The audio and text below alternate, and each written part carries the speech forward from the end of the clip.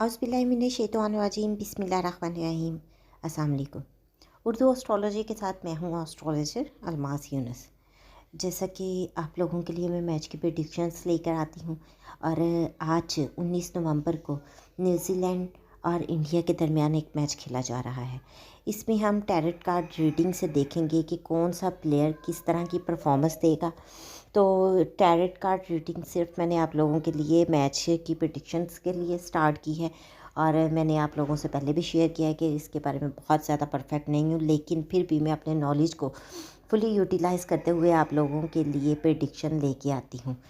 इससे पहले कि मैं अपने चैनल वीडियो की तरफ चलूँ, अगर आप लोगों ने अभी तक मेरे चैनल को सब्सक्राइब नहीं किया तो उसको सबसे पहले सब्सक्राइब कर लें और बेल आइकन को प्रेस कर दें ताकि मेरी आने वाली वीडियोस के नोटिफिकेशन आप लोगों को रिसीव हो सके।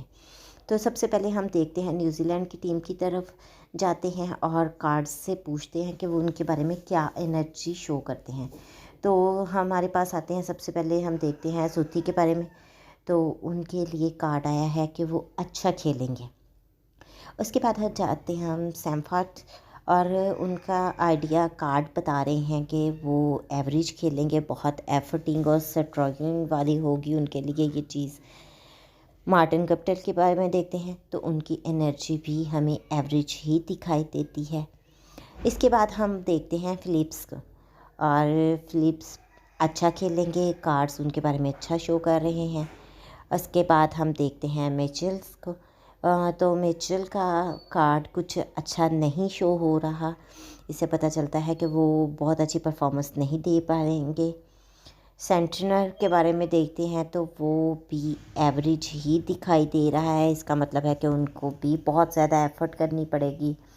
ट्रीबोल्ट को देखते हैं तो उनका कार्ड बहुत अच्छा आया है, इसका मतलब है कि वो बहुत अच्छा खेलेंगे।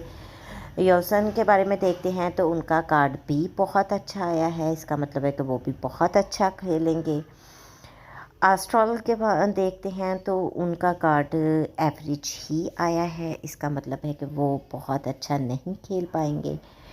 चैम्पियन के देखते हैं तो उनका भी कार्ड एवरेज आया है, तो वो भी कुछ ख़ास नहीं खेल पाएंगे।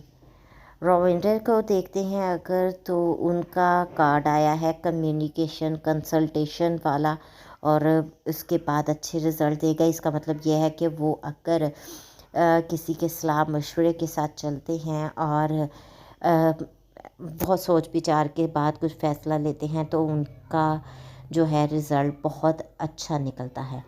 ये तो थी न्यूजीलैंड की टीम के लिए छोटी सी प्रेडिक्शन। अब हम देखते हैं इंडिया का। तो इंडिया में सबसे पहले हम कार्ड लेते हैं राहुल का, तो पता चलता है कि वो अच्छा खेलने वाले हैं। रोहित शर्मा को देखते हैं तो उनका कार्ड एफर्ट वाला, स्ट्रगल वाला आया है, इसका मतलब है कि उनको उनकी परफॉर्मेंस एवरेज ही रहेगी। उसके बाद हम देखते हैं यादव को, तो उनका कार्ड अच्छा आया है। अब हमारे पास आते हैं यार, उनको देखते हैं तो उनका कार्ड भी अच्छा आया है। अगर हम सिराज को देखते हैं तो उनकी परफॉर्मेंस हमारे पास एवरेज ही आई है। इसके बाद हम देखते हैं कुमार को, तो कुमार का कार्ड भी हमारे पास अच्छा आया है। फिर हम देखते हैं ऋषभ पंत को, उनका कार्ड भी हमारे पास अच्छा आया है। पाटिल को देखते हैं तो उनका कार्ड भी हमारे पास अच्छा आया है। ये तो थी कार्ड्स की रीडिंग। कार्ड्स ने जैसी एनर्जी शो की वो मैंने आप लोगों के साथ डिस्कस कर दी है और बाकी ये मैं हमेशा कहती होती हूँ कि ये गैब का इल्म नहीं है, गैब का इल्म अल्लाह के पास है और वही हर चीज़ के बारे में ज़्यादा बेहतर तरीके से जानने वाले हैं। यहाँ पर मैंने अपने इनके बिना पर यानी टैरेट कार्ड रीडिंग की बिना पर आपके साथ कुछ चीज़ें शेयर की हैं। उम्मीद करती हूँ आप लोगों को ये पसंद आई होंगी और आपके लिए फ़ायदेमंद भी साबित होंगी। अगर आपको वीडियो पसंद आई है तो इसको लाइक करना मत भूलिएगा। अगर कोई कमेंट है तो आप मुझे मैसेज कर सकते हैं। कोशिश कीजिएगा ये वीडियो को दूसरों तक शेयर करें ताकि वो भी इससे फ़ायदा उठा सकें। इसके साथ ही मुझे इजाज़त दें। अपना और अपने प्यारों का बहुत सा ख्याल रखिएगा और मुझे भी दुआओं में याद रखिएगा। अल्लाह हाफिज़।